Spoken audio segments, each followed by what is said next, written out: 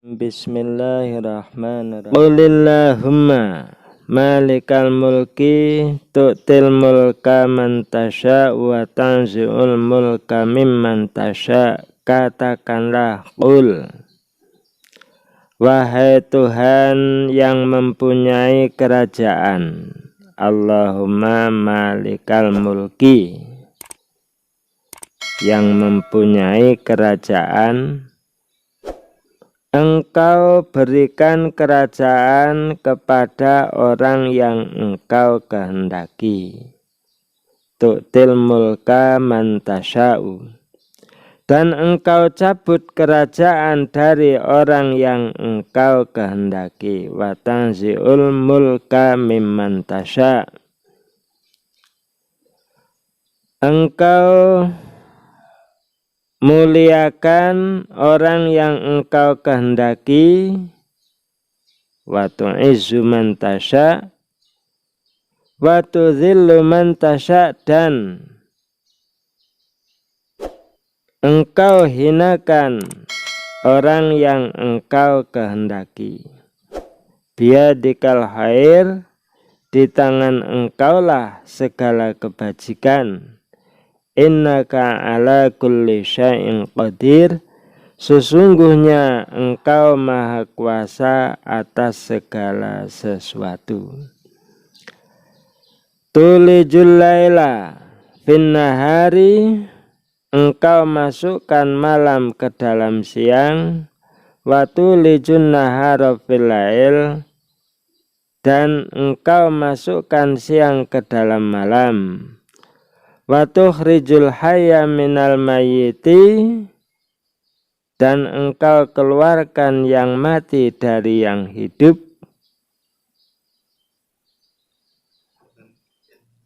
Engkau keluarkan yang hidup dari yang mati. Wa tukhrijul hayya minal mayyiti wa tukhrijul mayyita minal hayyi, dan Engkau keluarkan yang mati dari yang hidup. Wa tuhrijul wa tarzuqu man tasya'u bighairi hisab, dan Engkau beri rizki siapa yang Engkau kehendaki tanpa hisab. Bukti-bukti kekuasaan dan kebenaran Allah Subhanahu wa ta'ala. Jadi nang kene sebagai dalil Tuhan yang mempunyai kerajaan. Jadi Dzul Malikal Mulki, nang Asmaul Husnane Malikal Mulki, yang mempunyai kerajaan. Kang ratoni Malikal Mulki, kang ratoni kerajaan. Nah, itu kerajaan yang di muka bumi ini milik Allah, kehendak Allah, sapa sing arep diberi. Mulane walaupun kita berpolitik cara pengen seorang pemimpin, ya tetap kita menyandarkan ketentuan seorang pemimpin itu udah ada di tangan Allah. Kita harus sebatas usaha. Jadi ora usah direwangi kok dengan teman sendiri bermusuhan. Nah, itu sangat ora pas secara Islam. Mulane nek cara Islam pimpinan wis enek ketentuan, yaiku wong sing paling pinter Al-Qur'ane, paling pinter hadise. Nah, terus keterangan nang Sahih Muslim ada. Dadi nek model kaya pilihan wong pirang-pirang atau voting, wah itu enggak iso. Itu dari tergantung masyarakat. Nek umume wong bodoh, orang ngerti kebenaran, ya kur nafsu. Wah, seneng iki sing kaya ngene. Jadi ora sesuai dengan Islam. Itu Islam itu yaiku asane kriteria cara hadise. Jadi orang yang paling pinter menjadi imam itu yang paling pinter Al-Qur'ane. Jadi nguasai ilmu Al-Qur'ane paling pinter. Seandainya ada yang sama, nanti sing paling pinter hadise.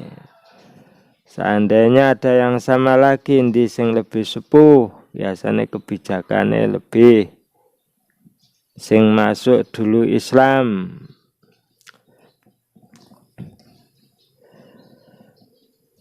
Nah, ini ketentuan dalam Islam enek tentang untuk mengangkat seorang imam. Imam dalam sholat juga demikian. Mulanya nek pada menyadari orang rebutan imam. Jadi sing mulanya dewe seandainya di lingkungan kok jadi imam, seandainya masih ada orang sing pancen berhak jadi imam, ya enggak usah kita jadi imam. Makmum bae wis. Ora usah imam itu kok gentian berhitung. Hitungan ora usah di sing paling. Nah, itu sudah ada ketentuannya. Di sing paling menguasai Al-Qur'an. Tentang kerajaan kekuasaan itu sudah ketentuan dari Allah. Engkau berikan kerajaan kepada orang yang engkau kehendaki dan engkau cabut kerajaan dari orang yang engkau kehendaki. Engkau muliakan orang yang engkau kehendaki dan engkau hinakan orang yang engkau kehendaki. Nah, iki kadang nek lari ke takdir, tapi kan itu kita nggak bisa ikut campur tentang kerjaan Allah secara jauh, kan kita kan nggak ngerti ya. Padahal takdir itu ketentuan Allah. Itu kita kan nggak ngerti persisnya. Mulanya nggak iso kita alasan lah aku ngene iki takdire Gusti Allah. Sebelum kita usaha terus menggantungkan nasib bagian dalam kehidupan kita kok gantungkan nang takdir urung usaha, itu nggak boleh. Itu kita termasuk ikut campur tentang ketentuan Allah. Padahal tentang Allah memuliakan orang yang engkau kehendaki, menghinakan orang yang engkau kehendaki. Nah, itu ora oleh kita teruslah aku wis di kehendaki hina kok ini dadi wong hina, enggak boleh. Itu kan ada di tangan Allah, itu kita enggak tahu persis. Yang jelas apa yang diperintahkan Allah. Nah, apa yang dilarang, yang diperintahkan Allah kita kerjakan, yang dilarang Allah kita tinggalkan. Nah, terus dengan ketinggian seseorang itu juga bisa ditempuh, yaitu dengan ilmu dan amal. Dengan ilmu dan amal. Tentunya ilmu yang dari Allah, itu yang untuk standar, yaitu Al-Quran. Terus kita amalkan. Nah, itu yang bisa kita lihat orang yang terangkat derajatnya, ya orang yang demikian. Nah, ayatnya langsung ya, yarfa'illahu alladzina amanu minkum walladzina utul ilma darajat.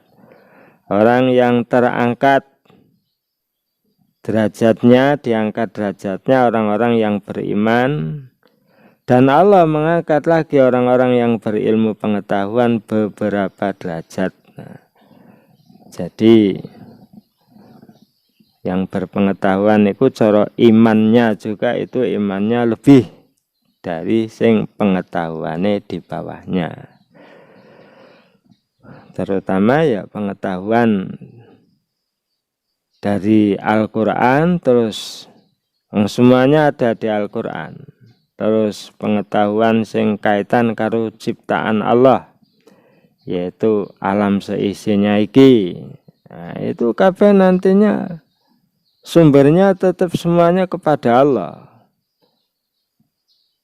Memang dibutuhkan untuk kebutuhan kehidupan makhluknya, manusia di muka bumi. Mulane iku engko tu ene sumber segala kenikmatan, sumber segala nikmat. Nah, itu makanya cara kalimah pakeme wis segala puji bagi Allah. Nah, itu. Tapi kalimah pakem itu ya tembung Jawa krungu tapi persisnya ora iso menguraikan. Dadi wis jadi apa ya keadaan yang semestinya. Puji-pujian itu semuanya milik Allah. Alhamdulillah. Nah itu memang ya dari pengetahuan itu sempurnanya. Kita iso nyempurnake kata-kata alhamdulillah. Semua puji-pujian milik Allah. Memang Allah sumber segala nikmat. Kabeh itu ciptaan ada pada kekuasaan Allah, pada Allah. Mulane ya saling berkait. Mulane larinya lagi ya enggak ada yang menyamai Tuhan. Mulane Allah tetap esa cara nang depan. Allah tetap kuasa, enggak ada yang menyamai, Maha Tunggal. Kuasa, ya enggak ada yang menyamai kekuasaannya, ciptaannya, semuanya sifatnya. Nah, ini Bapak ngomongnya kalau keyakinan kita tentang Allah itu pas, sempurna, sesuai dengan yang dijelaskan oleh di ayat-ayat dalam Al-Quran, jauh terjadi kemusyrikan. Nggak akan terjadi kemusyrikan. Memang betul-betul nggak ada yang menyamai Allah. Allah itu betul-betul esa. Qul huwallahu ahad. Nah, tapi ngilmunya sampai kita itu yakin betul banyak ilmunya. Jadi nek surat Ikhlas tok mene qul huwallahu ahad ta la ilaha illallah itu baru pemula. Apa ya kata-kata kuncinya itu masih banyak sekali ayat-ayat keterangan yang mengantarkan supaya kita itu betul-betul paham, meyakini bahwa Allah betul-betul esa. Jadi insya Allah enggak ada pemahaman sing rumit sulit kalau kita keterangan tentang Allah sempurna.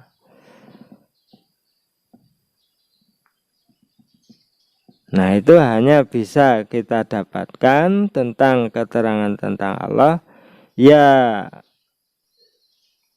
firman dari Allah yang menjelaskan. Kalau keterangannya tidak jadi dari Allah, nah kita ya masih meragukan, emangnya ada yang tahu Allah selain Allah. Oh praduga-praduga lah, praduga-praduga itu akeh. Wong sing do agamanya selain Islam itu hasil praduga sing mereka yakini. Praduga dari atasan-atasannya, pemimpin-pemimpin agamanya yang dulu, sing terus berubah-ubah. Mulane terjadi juga koyo-koyo kok koyo Islam iki. Iku anu sing praduga iku wis mempelajari Islam barang. Tapi tetap nggak akan sempurna. Nah, paling mengecoh wong-wong sing bodoh-bodoh itu jadi terkecoh. Lah wong bodoh kok terkecoh ya salah dhek nggak gelem ngikut wong sing ahlil Quran, salah dhek. Dadi ya wis nasibe wong bodoh, wong sing ora ngerti Al-Qur'an iku memang ngono iku. Itu tidak siapapun. Mbak wong Islam sing ora ngerti Quran ya nasibnya begitu. Si ragu. Dadi si ragu. Mulane hanya dengan Al-Qur'an itulah. Mulane nek cara Bapak itu ya, nah kita wong Islam kudu duwe pendidikan sing nang kono mengantarkan untuk bisa memahami Al-Quran. Ya kaya bapak sing tempuh kan begitu. Dari belajar membacanya, terus belajar untuk menguasai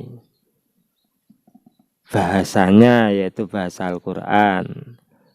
Ya kita mau paham dari mana kalau bahasanya we ora paham. Lan ilmu yang dibutuhkan lughat, shorof, nahwu. Itu untuk dasar itu kenalkan dari awal. Terus carane menguasai lughat iku kepiwe. Kudu duwe cara. Nek cara bapak carane nguasai lughat dari semua doa-doa harian supaya suruh menghafal dan saartine sampai tekan sholat sawiride. Nah, itu memang kita fungsikan untuk anak-anak kita juga menguasai lughat itu, maknane dari kata per kata. Nah, itu kudu punya cara.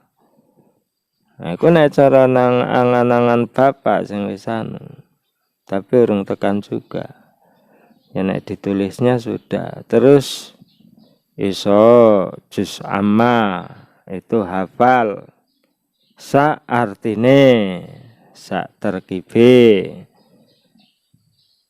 Nah, terus seterusnya dari kita supaya nguasai kitab gundil bahasa Arab sing tanpa harokat. Soalnya sumber-sumber ilmu agama, keterangan detailnya itu di bahasa Arab gundil. Nah, itu tujuannya untuk ke situ nantinya. Terus nahwu itu kitab itu luas, mulane kita pakai standar cara ngajarkan nahwu kepiwe, nahwu sing batasan kepiwe. Begitu juga shorof sesuai tingkatan. Nah, itu harus punya lah, itu wong Islam kudu ngono. Nah, sementara kita itu isih monoton ngikut apa jere belajare kiai mbiyen. Jadi ora padha goleki berpikir sing lebih cepet kepiwe ilmu shorof itu sendiri bagaimana, terus cara menempuhnya menguasai lebih cepat kepiwe. Nah, itu jarang mikirkan ngono. Di ngaji jurmiyah setahun biyen waktu belajar ya isik diturunke ngaji jurmiyah setahun. Padahal cuma ngilmu berapa lembar kok ditempuh harus setahun. Nah, itu kita kudu cari cara lagi, jangan yang begitu. Terus yang dirasakan kita waktu belajar sulit, nah kita usahakan ojo kaya ngono. Kepiye kita terus engkau mengajarkan itu aja kesulitan kayak dewe.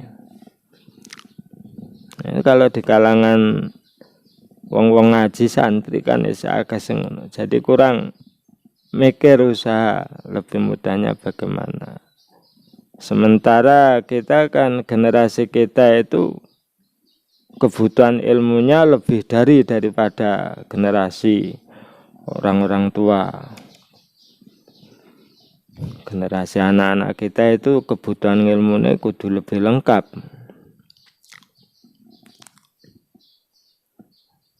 Nah, anak-anak kita menempuh ilmu ya umum ya agama. Sing hakikatnya sebenarnya semua ilmu itu satu dari Al-Quran, itu dari Allah. Ngomong ning ilmu agama, ilmu umum itu membedakan bagi wae. Semuanya ada di Al-Quran sebenarnya. Keluasan dari ya ilmu yang ada di Al-Quran. Lalu nek cara bapak tetap ngono iku. Nek sing kaitan dengan alam itu ya mengkajinya terus kelanjutannya tetap di ya sekolahan-sekolahan sing formal cara Indonesia, perguruan tinggi sesuai jurusannya. Itu kabeh ilmu Al-Qur'an asline. Adanya membedakan itu ya mbuh karena mbiyen-mbiyen apa sebatas nang kono engko ben mudah ngapling-ngapling apa kepiwe. Tapi akhirnya terus podo fanatikan sing belajar agama karo belajar umum terus ora akur. Iku pokoke masih memang budaya kita terus sumber daya manusia kita masih rendah sekali, memang masih seneng gelutan tangan iri-irian apa meneh dhewe asli wong Jawa. Dari kerajaan-kerajaannya dulu pangerane padha rebutan. Tapi ora Jawa tok. Kekuasaan wis ngene itu. Orang menyadari ayat 3 kekuasaan itu milik Allah. Nah, ini orang Islam harus punya cara belajar mengkaji Al-Qur'an itu kepiwe, nah kudu ngerti. Sebab itulah kitab suci kita. Jadi engkau berikan kerajaan kepada orang yang engkau kehendaki dan engkau cabut kerajaan dari orang yang engkau kehendaki. Nah, jadi mulanya masalah yang terjadi di muka bumi itu ora usah pusing-pusing. Allah mengetahui semuanya.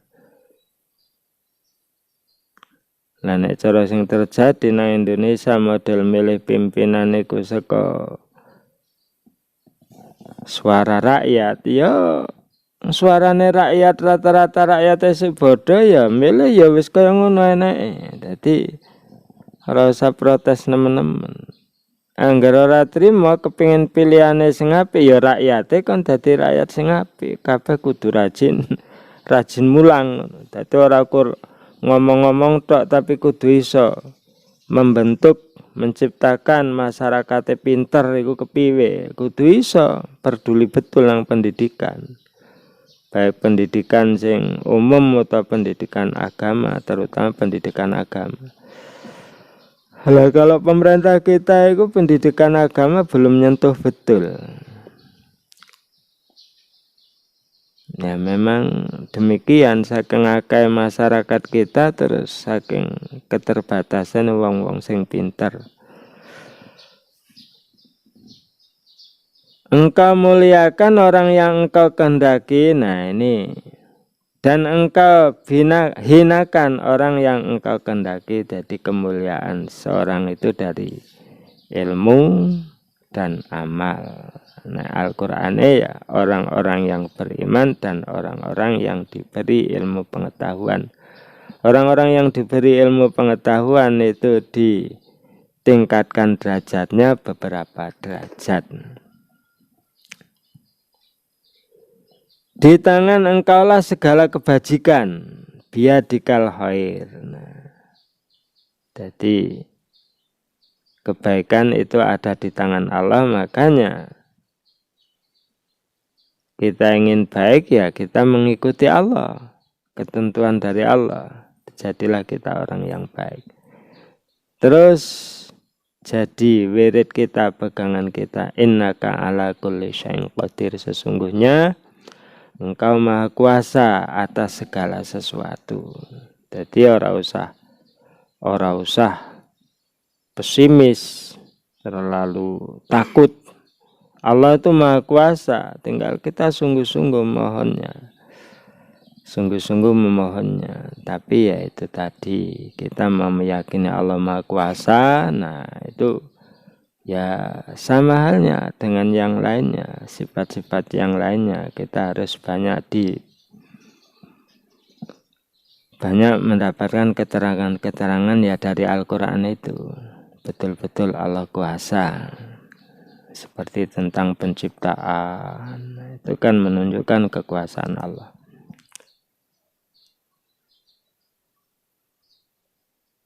Menciptakan sesuatu cukup dengan jadilah, nah, itu kan kuasa yang enggak ada tandingannya, betul-betul esa.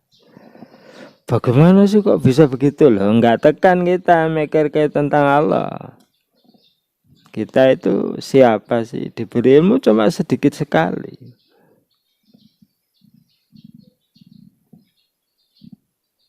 Engkau masukkan malam ke dalam siang. Tulijul laila fin nahar. Dan engkau masukkan siang ke dalam malam. Jadi pergantian siang dan malam. Dengan beredarnya matahari waktu siang terus tenggelamnya. Nah itu menentukan kehidupan di muka bumi ini juga. Seandainya terjadi panas terus, ya, mendidihlah di muka bumi ini, nggak ada kehidupan. Itu secara yang terjadi. Seandainya sampai nggak nampak, jadi malam terus, nah membeku semuanya. Ini kehidupan yang nggak terjadi. Maka adanya silih bergantinya siang dan malam itu sangat mempengaruhi kehidupan kita, dan itu hanya Allah yang bisa. Siapa yang bisa nangkono kok menjalankan matahari, menyepatkan atau melambatkan? Seandainya terjadi ya hanya Allah lah. Kalau yang makhluk-makhluknya, apalagi yang seukuran manusia, tetap seandainya bisa itu dengan izin Allah, tetap hanya Allah. Apa meneh cara ilmu-ilmu lah, astronomi gedene matahari, gedene bulan dengan bumi ini, ilmu perbintangan. Engkau keluarkan yang hidup dari yang mati, dan engkau keluarkan yang mati dari yang hidup. Nah, cara keterangan ini sebagian mufassirin, ini sebagian mufassirin, makanya kita enggak harus pakai pengertian itu, tapi itu sebenarnya ya masuk dalam pengertian ini.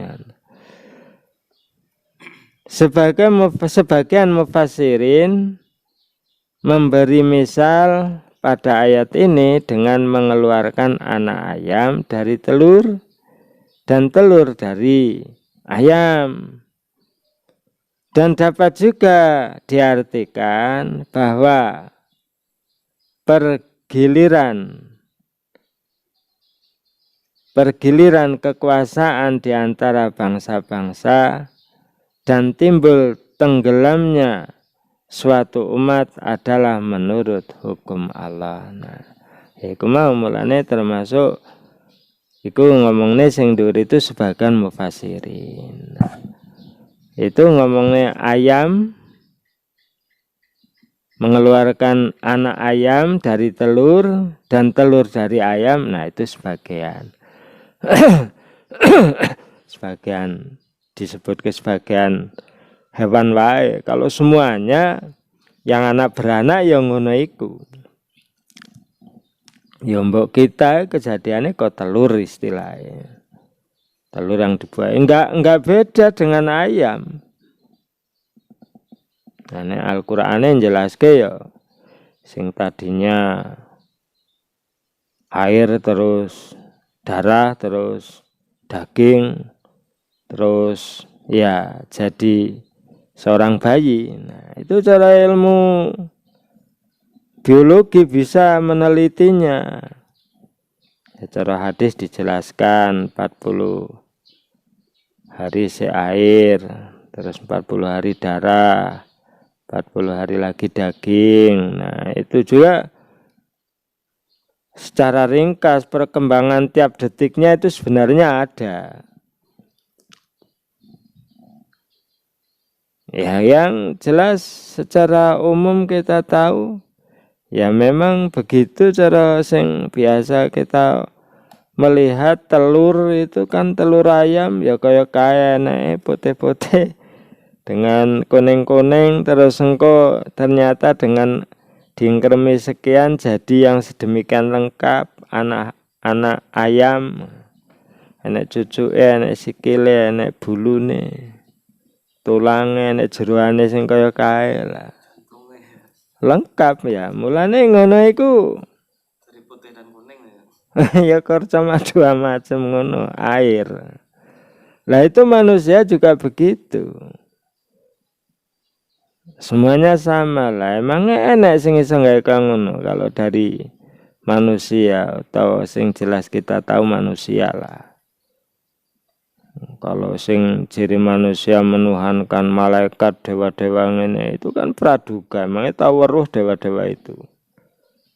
Nah kalau Allah walaupun kita tidak tahu kan ada kitab sucinya yang menjelaskan dari Allah. Nah kita mau nuntut tahu semuanya emangnya kita diciptakan kekuatannya sepiro sih. Kita ya tahu diri juga mau nuntut sesuatu. Kita lahir dari siapa orangnya kita nggak ngerti kerjiri kan. Lo karo nuntut sing jauh-jauh. Kita jere anak kae. Anak kaitan apa iki dari batin seorang ibu karo anak. Jere sapa lah ya ayah karo anak. Wah kayaknya ya aku dadi wong tua ngene ya sing kaya apa ya urung iso ngrasake pertalian anu. Pertalian ayah dengan anak. Sing ora ketok lho nek. Sementara si anak-anakku anu ketok kabeh seandainya kaya film-film kae orang ngerti.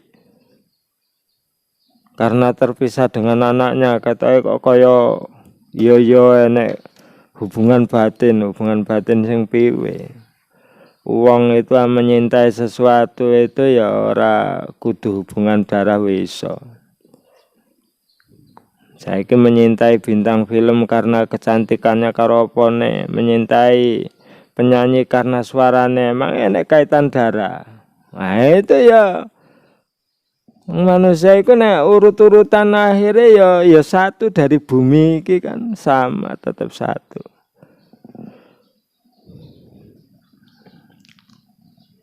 Nah itu kita sangat terbatas banget mulanya ora usah apa kok nuntut Allah yang demikian lah. Allah yang maha mengetahui semuanya. Lah itu kalau keyakinan kita terhadap kekuasaan Allah sedemikian, nah cara Bapak mulai ngomong nih, nggak akan terjadi musik lah. Masalahnya nggak ada yang bisa kayak Allah itu.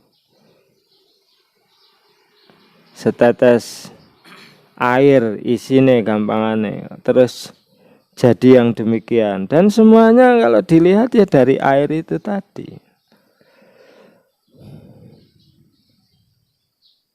Nah, itu anggar kita wong ahlil Quran menguasai hafal ayat-ayat Allah lah itu kan jadi wong luas temenan kabeh. Makanya kita bisa yakin sepenuhnya tentang ayat-ayat suci Al-Quran. Jadi betul-betul Al-Quran kitab suci yaitu tadi kalau kita sempurna mengetahuinya. Kalau tidak kita masih banyak ikut-ikutan. Nah ini jadi bukti-bukti kekuasaan dan kebenaran Allah Subhanahu wa Ta'ala. Jadi itu semua kehidupan. Jadi tapi sing jelas sering kita kan ya telur ayam itu tadi ya. Cuma begitu nanti diingkrami sempurna jadi hewan iku ayam. Nah itu aneka ragamnya kehidupan macam-macam banget ya. Kayak nek manusia meneliti ya nggak akan selesai. Kayak toh hewan sing nang jero banyu kae kan ya menetas juga. Nek kaya sing keong kae dia ngendoki saleh dhuwur engko kena matahari, nah terus kena panas sekian. Itu kan sebagian kita meneliti. Pokoknya subhanallah, Allahu Akbar. Jadi Allah Maha Agung betul-betul. Dan engkau beri rizki siapa yang engkau kehendaki tanpa hisab. Wa tarzuqu man tasya'u bighairi hisab. Nah, tentang rizki itu juga termasuk ada di kehendak Allah, kersane Allah. Ya mulane kita enggak iso kan ngiring-ngiring ngono. Sing masuk dalam nilai kita cara mendapatkan rizki. Bagaimana kalau menggunakan rizki itu dari mana? Bagaimana? Walaupun ketentuan dari Allah sendiri sudah ada, yaitu semua yang diberikan dari Allah kepada kita itu untuk mencari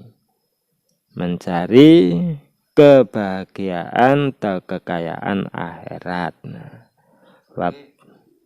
Engkau berikan rezeki siapa yang kau kehendaki tanpa hisab nih maksudnya Pak? Tanpa hisab di akhirat apa? Nah, tanpa hisab itu tanpa dihitung-hitung. Hitung-hitungan ini mendapatkan yang ini Mas. Mendapatkan nih. Nah, kebanyakan kan kita dengan usaha ini engkau dapat sekian, kan hitungan mendapatkannya ngono loh. Lah ini Allah engkau beri rizki siapa yang engkau kehendaki tanpa hisab. Nah, yang dilalah. Nah, tanpa hisab itu ya dilalah cara nandur, cara hitung-hitung kok hasilnya api, harganya api, nah ngono. Itu tanpa hisab menurut perhitungan ya ora oleh semene. Nah, kadang wis ngitung-ngitung manusia ya ternyata pala gagal panene, pala panen ya regane ora enek. Nah, itu kan tetap manusia itu tidak bisa menghitungnya secara pasti. Jadi Allah memberikan rizki. Nah, itu bisa juga. Dan engkau beri rizki siapa yang engkau kehendaki tanpa hisab. Di luar perhitungan manusia. Ya prosesnya semacam-macam. Wong jenenge di muka bumi iki.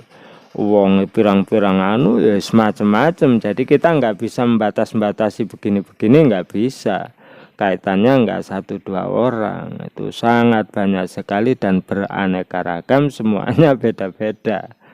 Nah itulah, jadi kalau dengar kekuasaan Allah tope jangan cuma 1-2. Men rezeki juga ini bukan sekedar harta kan Pak ya. Masuk kesehatan, keselamatan. Ya nah cara nangkene anane khususnya ya tentang rizki nominal harta kae. Itu wis nikmat dari Allah nek sing ya semuanya ya dihitung rizki boleh tapi cara ini iki hitungane sing masalah materi ya. Itu semuanya bisa juga dikatakan itu. Nah, inilah ayat-ayat Al-Quran. Jadi kalau kita sudah mengkaji Al-Quran, oh iya ternyata ini baru lewat saja kan, kita belum secara betul-betul dihayati, dihidupkan dalam hati kita kan betul, belum. Dan itu memang bertahap, itu bertahap. Memang kalau suatu yang sulit itu nggak bisa. Kok hanya cukup sekali nggak bisa ya berulang-ulang, itu udah keadaan kita ngono ya diulang-ulang. Cara mempelajarinya ngono Mas, ora cukup sekali. Jadi diulang lagi, perhatikan lagi. Masalahnya kita juga lupa. Nah, tapi kan itulah memang tugas kita dalam hidup, isi kita dalam hidup ngono itu. Jadi ada ilmu, terus ilmu itu untuk amal. Terus naik cara wingi ya, kita itu kan cenderungnya hati kita nafsu kita kan sing kepenak-penak sing anu ngono. Sing terus iso ngerasakan. Tapi kita juga nafsu kita bisa keinginan kita itu untuk kebaikan-kebaikan kalau kita tahu dan meyakini tentang kebaikan dari pekerjaan baik-baik itu, manfaat dari pekerjaan baik-baik itu. Seperti seumpama sholat. Kalau kita nggak sholat ini terlalu lama jauhnya dari Allah lah, makanya kita terus sholat. Nah itu kita merasakan manfaatnya sholat dengan dibagi-bagi waktunya, terus enggak selang yang lama, selalu terus kita sholat. Nah kita memang membutuhkan itu, jadi kita ingat pada Allah. Kita harus merasakan kalau ingat kepada Allah iso dirasakan semuanya kaya istirahat kabeh. Sing mikir-mikir tentang kebutuhan hidup iso istirahat kabeh. Nah itu makanya terus kita meyakini juga manfaatnya sholat adalah mendapatkan pahala yang sangat besar dan menghapuskan dosa-dosa. Nah makanya kita akhirnya terus seneng sholat itu, kita seneng. Bukti nenek orang sholat kita itu gelisah. Nah itu termasuk kita seneng sholat itu. Walaupun dalam sholat sendiri kita untuk menyempurnakan masih banyak halangan. Memang itulah setan sing godho kita iku ngono. Nah itu tentang nafsu kita. Mulane engko ningkat nafsune iki, terus nafsu apa ya, nafsu lawamah ngono apa, terus tingkatene puncakene nafsu mutmainnah. Iku wis kita selalu tenang dengan mengingat Allah, menghadap Allah, itu wis tenang. Pokoknya pikiran kita itu senengnya wis mengingat Allah. Nah itu nafsul mutmainnah. Nah itulah nafsu yang telah demikian, keinginan yang ada pada kita wis demikian. Iku engko sing dalam ayatnya ya ayat Tuhan nafsul mutmainnah irji'i ila rabbiki radiyatan mardiyah. Jadi nafsu keinginan yang ada pada kita itu bisa dibangun, ternyata bisa dibangun. Nah pertamanya pancen innan nafsa la ammaratum bisu. Tapi ternyata iso dibangun itu. Terus kita jadikan nafsu kita itu nafsu sing puncak nafsul mutmainnah, sing penuh ketenangan dengan mengingat Allah. Mengingat Allah itu ora kok terus wirid wae ngono, ora ya. Semua di mana kita berada, melihat apapun ciptaan Allah ya mengingat Allah, terus mengerjakan perintah-perintah Allah ya jelas mengingat Allah. Nah semuanya selalu ingat pada Allah. Terus kita sendiri rela kepada Allah dengan semua nikmat-nikmat. Dengan adanya kita ini kok jadi orang yang di jalan yang lurus Islam, itu seneng banget. Nah, terus selalu senang pada Allah. Apalagi kegiatan kita menurut ketentuan Islam itu cara ulama-ulama, cara penyenangan Imam Ghazali itu. Ya, cara dari hadisnya ya setiap saatnya kita berdoa, kegiatan apapun. Nah, itu semuanya kan merupakan atau mengingat, membantu ingat kita kepada Allah dan tujuan kita hidup juga. Itu kalau dilihat isi-isi doa. Nah itu perjuangan dalam hidup kita sesuai yang kita mohonkan pada Allah. Ya dari doa sholat dulu, cara doa sholat, Rabbi firli warhamni wajburni warfani warzukni wahdini wa'afini wa'fu'ani. Itu doa sholat memperjuangkan itu. Rung doa-doa dalam Islam, bangun tidur, nanti masuk jamban, nanti kita buang kotoran, pujian kita, terima kasih kita pada Allah dengan dihilangkannya kotoran-kotoran. Terus kita doa setelah bercebok, terus nanti wudhu, di wudhu itu semuanya. Nanti terus ganti pakaian, nah, semuanya ada doa-doanya. Nah itulah ajaran Islam. Jadi betul-betul nang kono untuk selalu mengingat Allah. Dengan mengingat Allah kita selalu usaha menjalankan perintahnya, meninggalkan semua larangannya, itu poinnya. Jadi ya takwa itu tadi. Nah, kalau semuanya orang sudah begitu, ya udah aman betul. Wong maune orang itu kemauannya berbuat baik, saling menjaga, ojo ngasih berbuat jelek. Jadi nggak ada kejelekan, semuanya kebaikan. Nah, bahagialah di muka bumi inilah. Kalau dengan demikian penduduk buminya lah Allah lah yang menurunkan berkah, kecukupan kehidupan ini. Gampangane sakit ora enek, wonge padha ibadah nang Gusti Allah. Nah, itulah agama diturunkan begitu. Tapi ya itu tadi banyak penunjangnya, ayat satu dengan yang lainnya saling menunjang. Ya untuk tujuan yang satu itu tadi, selalu mengingat kepada Allah dengan penuh terciptanya ketenangan dalam jiwa dengan mengingat Allah. Nah, itulah jadilah nafsul mutmainnah.